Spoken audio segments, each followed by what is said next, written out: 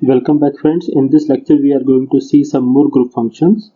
Max, min, average, count and product. These are the 5 functions that we are going to learn in this video. So for maximum price out of the given price, if we need to calculate that, we have to write down equal to, type down max max, bracket open, and select all those prices among which you need to calculate the maximum price, bracket close and enter, and you get the maximum price. Similar to calculate the minimum quantity, you need to select equal to, after that type down min for minimum, bracket open, select all the quantity that you need to know, bracket open, bracket close, multiply, and now you get the minimum quantity.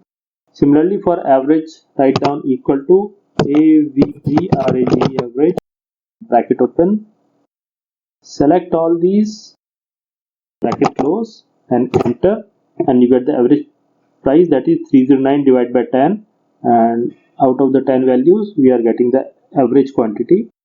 Count, now we already know these are 10 values, but the advantage of count function is that if we are having 10,000 and 9,997, it is not easy to calculate or count them one by one.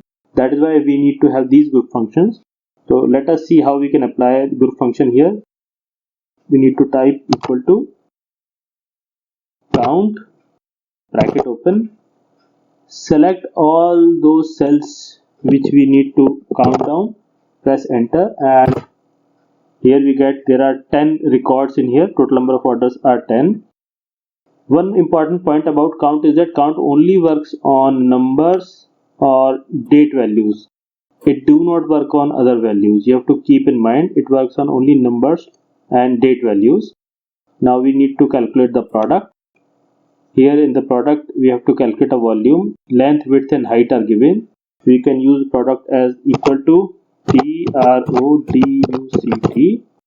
bracket open, select the 3, bracket close, and we get the product. Product basically multiplies all the available values. So for calculating the volume we need to multiply length with width and with height. Basically it is doing this as 1 into 2 into height, and it's multiplying to calculate the volume. To calculate the rest of that you need to drag down. Now one interesting thing, suppose these values are there. If we select all these values, so there are 12 values.